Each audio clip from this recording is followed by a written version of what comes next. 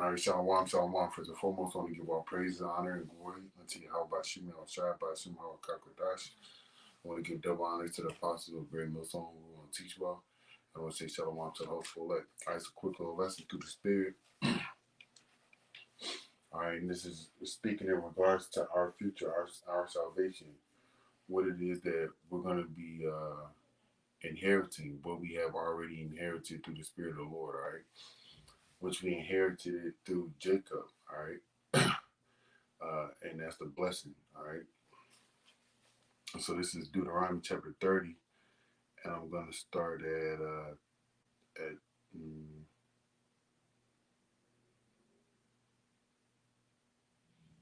start at 3. Then the Lord, then it's like you. This is Deuteronomy 30 and 3. That then Yahweh thy power will turn thy captivity and have compassion upon thee. You gotta go, buddy. You gotta go. I'm trying to record, buddy. You gotta go.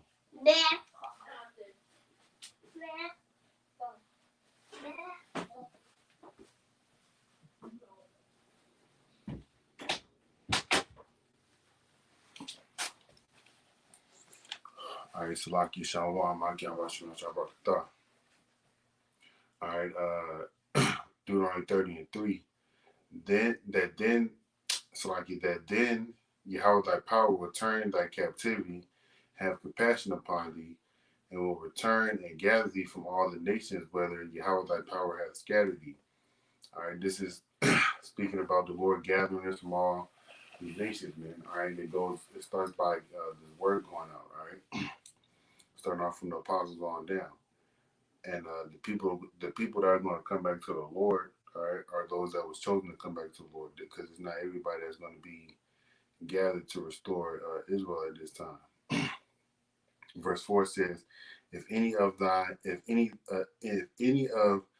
be driven out unto the outmost parts of heaven, from thence will Yahweh thy power gather thee, and from thence will he fetch thee. And Yahweh thy power will bring thee into the land which thy fathers possessed, and thou shalt possess it. And he will do thee good and multiply thee above thy fathers. And Yahweh thy power will circumcise thine heart and the heart of thy seed to love Yahweh thy power with all thine heart and with all thy soul, that thou mayest live. And that's going to happen when we get in the kingdom, man, okay? Because right now we're trying to circumcise our hearts the best way by trying to keep the law and be brotherly, but we can't do that wholeheartedly. But in the kingdom, we're going to have the law, statutes, commandments, and his ordinances and his ways in our inward parts, man. Okay, because he's going to put them there. That's why it's saying what it's saying in Deuteronomy 30 and 6. All right, the Lord will circumcise our hearts, man. All right, the Lord's going to give us the correct mind frame to be in. All right, this is Jeremiah 31 and 31. This is part of that second covenant. All right, and because the first covenant we broke it. All right, because we didn't keep the ways. We idol worship. All right, we turned to other gods. We followed after the heathen. All right, just as our people is doing it today. All right, they just got to celebrate Christmas. Before that, Halloween and Thanksgiving. These so-called holidays ain't really holy days, man. All right. But in the kingdom, all right, we're going to be celebrating all the holy days in righteousness, all right? But this is Jeremiah 31 and 31. Behold, the days come, saith Yahweh, that I will make a new covenant with the house of Israel and with the house of Judah. All right, that's for you so-called Negro Latinos and Native American Indians only, all right? Those that's of the 12 tribes of Israel, man, all right? We know Jake is scattered abroad, so Jake may look like other nations, but at the end of the day, this message is for them too. Not according to the covenant that I made with their fathers in the day that I took them by the hand to bring them out of the land of Egypt, which my covenant they break, although I was a husband unto them, saith the Lord. All right, and that goes into the covenant that was put on stone, man, that came down from Moses. All right, and we agreed with the Lord through Moses and told him that we will do all that is written in that was written on the stone. Let me see if I can find it.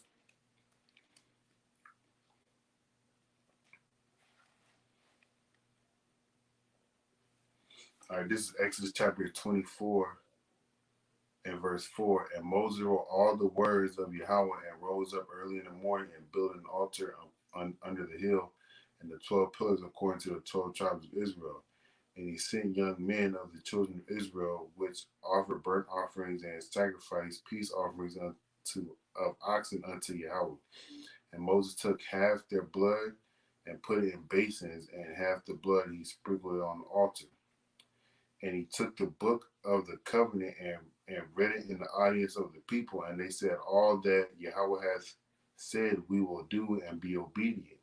And Moses took the blood and sprinkled it on the people, and said, behold, the blood of the covenant which Yahweh has made with you concerning all these words. And we broke that covenant.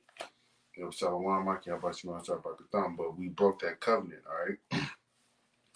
And we broke it by idolatry. We broke it by submitting ourselves to these other gods, man. All right, taking after the ways of the heathen, forsaking the law, statutes, and commandments that the Lord gave unto us. Okay, so going back into Jeremiah 31 and 31, that was explaining Salaki, that was 32. That was explaining how we broke, how we're going into how the covenant was made with us, but we broke by idolatry. All right, go read the book of Judges. um, but this shall be the covenant that I will make with the house of Israel after those days, saith Yahweh Shema Shai. I will put my law in their inward parts and write in their hearts, and will be their power, and they shall be my people, and they shall teach no more Salaki, every man his neighbor, and every man his brother, saying, Know Yahweh Shema Shai, for they shall all know me from the least of them unto the greatest of them.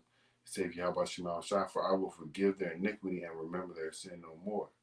All right, so that's how we're going to be righteous, man, okay? That's the Lord circumcising our hearts. Like I had read in Deuteronomy 30 and 6, the Lord's going to put the law, statutes, commandments in our inward parts, man, so we don't do anything reckless. So we don't do anything in order to disrespect the Lord, okay? Because we don't need to be disrespecting Yahweh Shema Shai, man, okay? Because look at what disrespect has gotten us, man. Look at the situation that we're in now, all right? I was reading a book earlier called The Black Holocaust, even though we know we're not black, but it was going into the conditions that Jake was living on in them slave ships, man. You know, hold on, I'm going to get it. Maybe 1 second.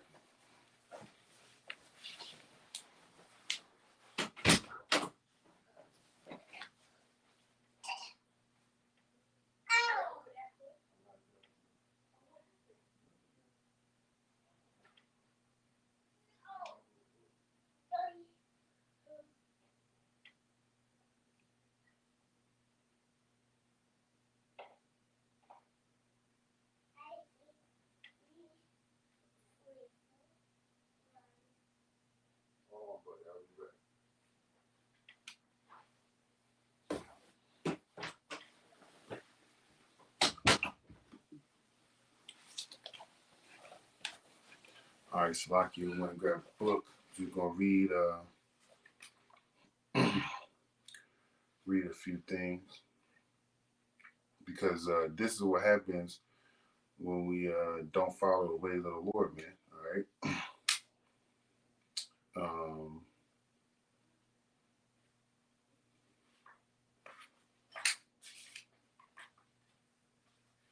all right. This is what happened to us on the slave ships. Right. This is how we got in there.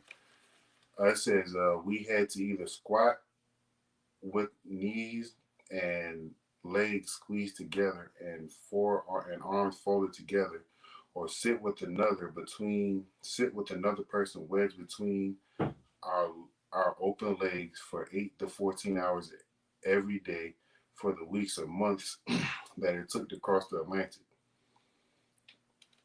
All right, this is the condition of Jake on those slave ships for breaking the law, statutes, commandments of the Lord. The alternative was to lay flat on our backs for hours or days on wooden deck boards that were splintered, filthy with blood, human waste, parasitic bugs, flies, and vomit. Okay, they had the stay in conditions like that. Some of our ancestors could not stand being in such confined quarters and went crazy, screaming, scratching, punching, kicking, throwing up. They were whipped, kicked, and punched by the crew, their chains rubbing raw, their skin exposing blood and bone around their ankles and wrists. They were embraced, soothed, held, or held down by their comrades if that did not chill their delirium. They were taken up on deck and whipped into silence or death. Okay, that's how Jake got it in. That's how it got. That's how it was given to Jake on these slave ships. All right, here's more. It said the portholes, if there were any, would be very small, about the size of a grapefruit. This would make it more difficult to jump out of the porthole or throw down, or throw, or to throw a baby overboard. There was so little ventilation that some prisoners would die from suffocation. They would be breathing. They would be breathing less and less oxygen and more toxic fumes from the rotting bodies, human waste, and vomit. Of course, the confinement, the mingling of arch enemies, the shortage of everything caused constant bickering, fighting, shoving, and stealing. This often resulted in weaker captives being crushed to death or suffocating because they would be pushed to the bottom of the human pile, gasping for air within the holes. Okay, so you could barely breathe on these ships, man. And this is all what happens when you turn your back on the Lord. Okay, but we're gonna be in the mindset to where we won't turn our backs on the Lord. All right. This is going into the food that they ate. It says, so by the time you arrive at the death ship, you are not healthy. You have experienced the trauma of capture, the miles and miles of coal fields, the slave caravan track, the factories and dungeons. Your diet, that's where they were. They got captured, then brought into factories or dungeons before they got put on the ships. It says your diet has dissolved into nothing but a once a day gruel. You are filthy. Your hair has begun to mat, merging dirt and hair into a nest for bugs and bacteria. All right. You are dehydrating. To make matters worse, you are dehydrating even before you are forced onto the slave ships, and you were given like a pint or two of water a day. All right. This is just some of the conditions that was on the slave ship. Now we're gonna read this. For now, you are still at the pier, crouching and lying on your back, listening to the wails, whimpers, screams, groans, moans, prayers, curses, silences of your comrades in chains. You begin to sense the dizzy rolling of the ship, and begin to feel queasy, dizzy as they continue to load the ship.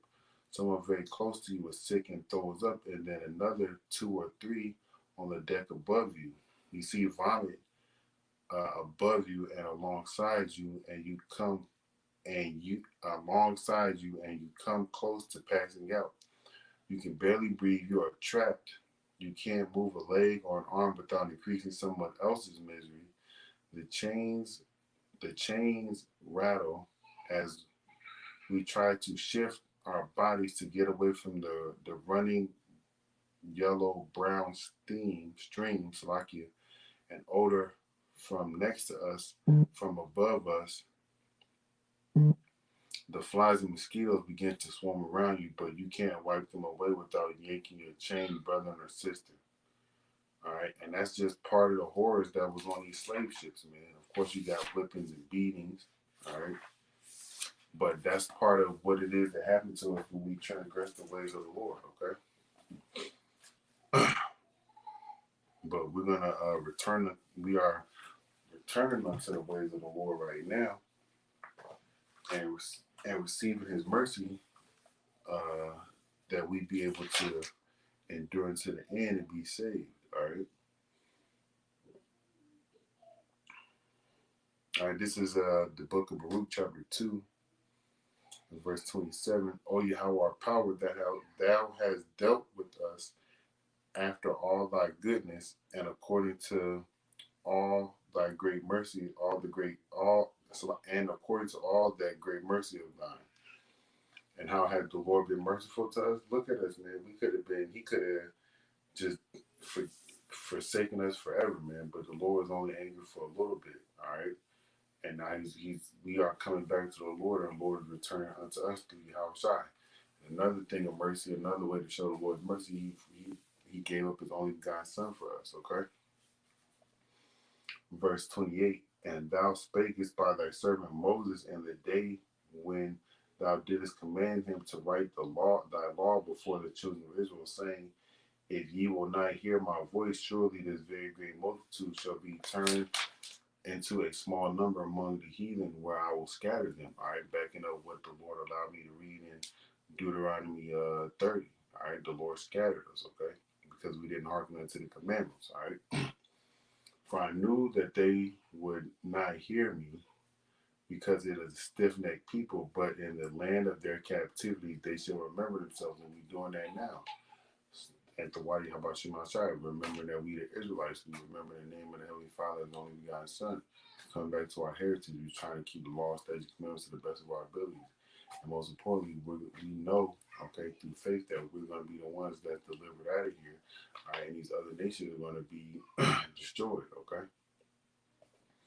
Verse 31, Baruch 2 and 31, and shall know that I am Yahweh their power, for I will give them an heart and ears to hear. And they shall praise me in the land of their captivity and think upon my name. And we're doing that now, okay? And return from their stiff neck and from their wicked deeds, for they shall remember the way of their fathers, which sinned before the Lord, all right? And how we return from our wicked deeds and our wicked ways? By reading the law and trying to do the things that the law says, i.e., be brotherly, don't steal, don't lie, don't commit adultery, don't eat pork, okay? Respect the elders, so on and so forth. Things that the law requires us to do, okay? We apply them to our lives to the best of our ability, all right? Verse 34, and I will bring them again into the land which I promised with an oath unto their fathers, Abraham, Isaac, and Jacob, okay? That's what a promise went to. Start off with Abraham, Isaac, and then Jacob, all right? And then go to any other nation, all right? And they shall be lords of it, the land of Israel, and I will increase them, and they shall not be diminished. And I will make an everlasting covenant with them to be their power, and they shall be my people, and I will no more drive my people out of Israel out of the land that I have given them. And how we not gonna be driven out of the land anymore? First, by the will of the Lord. Secondly, He's gonna put the law, statutes, commandments in our inward parts. Okay. That's what we have coming to us, man. Righteousness, greatness, being in the land of Israel forever. And things that you could, you can possibly imagine, but you're going to get those things and even better, all right? So keep looking forward to the kingdom where we're going to be living in righteousness, okay? And our enemy's going to be in our position that we in now, but even worse, but in righteousness, okay? So with that, Lord, will you edify? I want to give all praises, honor, and glory unto you. How about Shema Shai, by Shema Rakakwadash. I want to give double honors to the apostles of Great Millstone who will teach. I want to say shalom to the whole Folek. Kwame Yashram, Mawaf Shalom.